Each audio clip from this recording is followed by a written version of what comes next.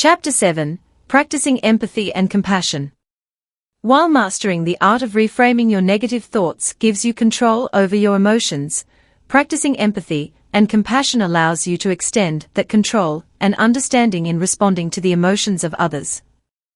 These twin virtues, empathy and compassion, are the gateways to emotional intelligence, enabling you to connect with others on a deeper level. Empathy, the ability to understand and share the feelings of others, isn't an innate skill. It's something you can develop, like a muscle. Start by actively listening when someone shares their feelings. Don't just hear the words, listen for the emotions behind them. Validate those emotions, even if you wouldn't feel the same way in that situation. Remember, it's not about you, it's about them. Compassion, on the other hand, goes a step further. It's not just understanding someone's pain, but wanting to alleviate it. To cultivate compassion, try to put yourself in the other person's shoes. Imagine what it's like to be them, to feel their pain, their joy, their frustration. It's essential to remember that practicing empathy and compassion doesn't mean you're responsible for fixing others' emotions. Your role is to understand, validate, and share in their emotional experience. This practice can help you respond rather than react to emotional situations, giving you greater control over your own emotions and interactions. Chapter 8: Taking Responsibility for Reactions. In your journey towards emotional intelligence, owning your reactions is a critical step. It empowers you to manage not just your emotions, but also the way you express them. Recognizing that you're the one in control of your reactions, not the situation or the person who might have triggered them, is key to developing emotional stability. Think about your usual reactions to different situations. Are they truly serving you? Often, we react impulsively, driven by instinct or habit, without considering whether our response is beneficial or destructive. You have the power to change this. By acknowledging that your reactions are your responsibility, you can begin to choose responses that align with your values and goals. This doesn't mean suppressing your emotions. It's about understanding them, processing them, and then deciding how best to express them. It's about learning to pause before reacting, creating a gap where choice resides. This pause allows you to respond rather than react, to choose understanding over judgment, and patience over frustration. Taking responsibility for your reactions also involves accepting the consequences of your actions. If your reactions have caused harm, making amends is crucial. This not only helps to mend relationships, but also reinforces your commitment to self-improvement. Chapter 9: Building Emotional Resilience. Building emotional resilience, your armor against life's challenges, requires a deep understanding of your emotions and a commitment to navigate through them rather than around them. It's about developing a robust emotional immune system that can withstand stress, adversity, and hardship. The ability to bounce back and recover from emotional setbacks is vital for maintaining your mental health and overall well-being. Firstly, let's recognize that emotional resilience isn't about avoiding or suppressing your feelings. On the contrary, it's about acknowledging them, understanding their origins, and learning how to manage them effectively. You can't control the waves, but you can learn how to surf.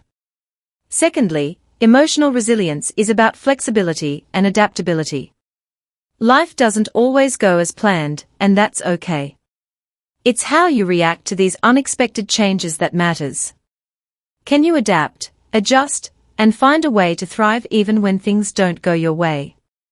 Finally, building emotional resilience involves cultivating a positive mindset. This doesn't mean you have to be cheerful all the time. It means you're able to hold on to hope and optimism even in the face of adversity. It's about focusing on what you can control and letting go of what you can't. Chapter 10: Learning to Forgive Quickly. Another key strategy in bolstering your emotional resilience is learning to forgive quickly, a step that's often challenging yet incredibly liberating. It's not about dismissing the wrong or pretending it didn't hurt. It's about freeing yourself from the heavy burden of resentment and anger that weighs you down. When you hold on to grudges, you're not punishing the other person, you're punishing yourself.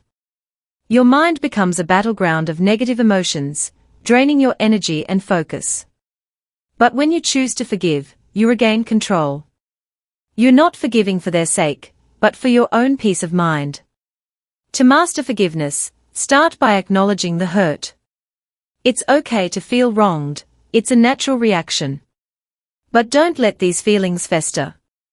Reflect on the situation objectively, without letting emotions cloud your judgment.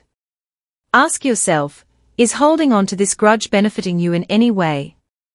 Then, make a conscious decision to let go. It's not easy, and it doesn't happen overnight. It's a process. Remind yourself that everyone makes mistakes, including you. Understanding this can make forgiveness feel less like a concession, and more like a gift of kindness to yourself. Lastly, practice empathy. Try to see things from their perspective. This doesn't mean you're justifying their actions, but merely understanding them. This shift in perspective can be a powerful catalyst for forgiveness. Chapter 11, Letting Go of Ego and Pride. Shedding the weight of your ego and pride can profoundly transform your emotional landscape, making you more receptive, empathetic, and resilient. Ego and pride often serve as a protective armor, defending against perceived threats and vulnerabilities. However, they can also become barriers, preventing you from acknowledging your mistakes and obstructing your ability to connect with others on a deeper level. Letting go of ego and pride isn't about denying your self-worth or potential. It's about establishing a healthier, more balanced perspective of yourself in relation to others. It's about recognizing that you're not always right, that you're not infallible, and that it's okay to be vulnerable and wrong sometimes. You're human, after all. Begin by becoming more self-aware. Notice when your ego or pride is taking control of your reactions. Are you defending yourself unnecessarily? Are you refusing to accept feedback or criticism? Are you insisting on having the last word? These are clear indicators that your ego and pride are in the driver's seat. Next, cultivate humility.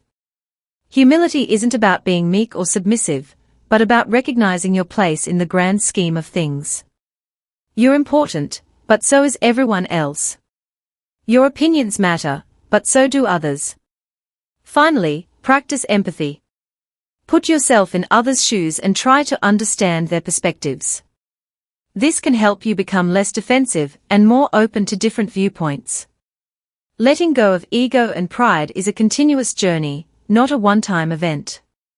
It requires patience, humility, and most importantly, a willingness to change. But the rewards: improved relationships, better self-control, and increased emotional intelligence make the effort worthwhile. Chapter 12, Cultivating Gratitude Daily. In your journey towards emotional tranquility, cultivating gratitude daily becomes an invaluable tool that can dramatically enhance your outlook on life. It's not just about saying thank you more often. It's about truly feeling thankful for the big and small things that make up your existence. This appreciation can create a buffer against negative emotions and reactions, helping you gain control over your emotional responses. Having gratitude doesn't mean ignoring the negative aspects of life. Instead, it's about finding a balance and acknowledging that even unpleasant experiences can hold valuable lessons. When you're faced with difficulties, try to find something you can be grateful for amidst the chaos. This shift in perspective can help you approach challenges with a more positive mindset, reducing the likelihood of knee-jerk emotional reactions. To cultivate gratitude, it's helpful to make it a daily practice.